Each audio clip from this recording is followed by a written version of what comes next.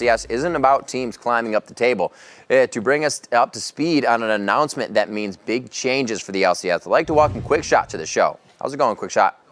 Hey, pretty good, Riv. I'm a little sad to see two legends of League of Legends stepping down. That's true. Let's talk about this. This week for Gambit, their starting roster will be dramatically different, and as they are benching two more of their star players. Well, that's right. So Gambit, they've been struggling this summer. They've actually been struggling since Alexic left before the split began. He was replaced by Nick, who has done an admirable job in that mid lane, but it's simply not enough to solve all of Gambit's woes.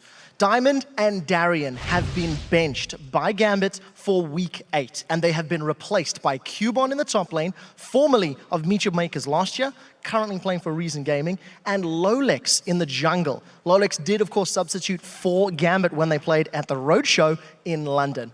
Now, Diamond and Darien, they've been playing together with the rest of the team since 2011, where they joined Team Empire. Empire then became Moscow 5 in 2012, and they went on a rampage, tearing apart European events and every Intel Extreme Masters they attended. Moscow 5 eventually became Gambit, where the team had a fantastic performance through most of 2013, including attending Worlds at the end of the year. And this is a drastic and worrying change for the team, considering how close they are to Worlds this year. Diamond took over the face of Gambit since Alex's departure in the summer split, and he's got an incredible list of accomplishments. I think he's one of the most innovative players that actually revolutionized the jungle role in competitive League of Legends.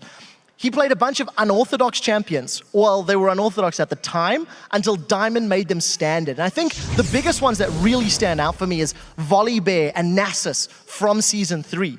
If you even go further back to Season 2 in 2012, I would dare say it was Diamond that inspired others with his aggressive counter-jungling. He set the de facto mode of jungling in the game. He brought champions like Evelynn, like Udyr, like Xin Zhao to the limelight when many other teams and players considered him weak. And last year, just some more highlights, he actually played against Insects in a Lee Sin versus Lee Sin battle at the All-Star match. Unfortunately, Diamond came away with a loss, but it was memorable nonetheless. He was again voted into this year's All-Star event in Paris, and he's got a massive fan base behind him because of his incredible level of play and because of all of the years of amazing performances he's put together.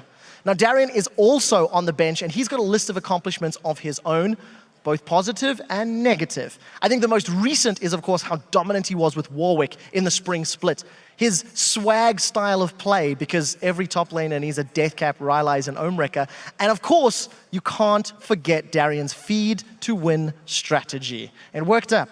Both of these players represent pillars for Gambit. They've been with the team from the beginning. And the question is, how will they perform without two of their original five?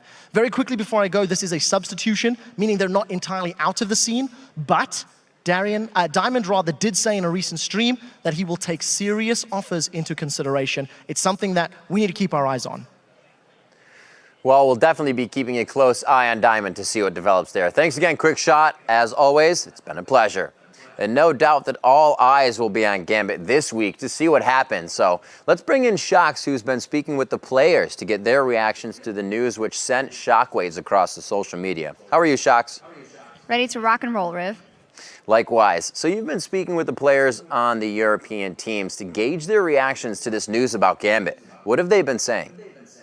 Well, Riv, first off, I talked to Millennium's Kevin, who has had years and years of experience versus Darien in that top lane. He isn't that surprised, and he thinks getting the right top laner will change a lot for Gambit. And I quote, because they will have a person that won't die so often and buy some wards for the laning phase as well. If you gank Darien, Kevin adds, 95% sure you'll get a kill.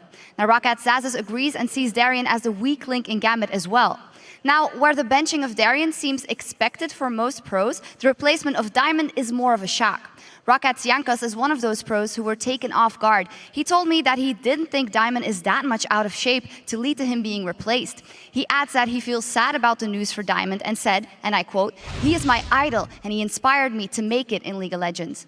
Now, Fnatic Cyanide agrees that it's sad to see Diamond stepping down and feels that he used to be undeniably the best jungler around for a long period of time, but he continues, and I quote, "Nobody can stay at the top forever, and I guess Diamond is the kind of player who isn't satisfied when he isn't performing the best in his region." All right, thank you for being our boots on the ground and speaking with the teams to get that information, Shox. We'll see you.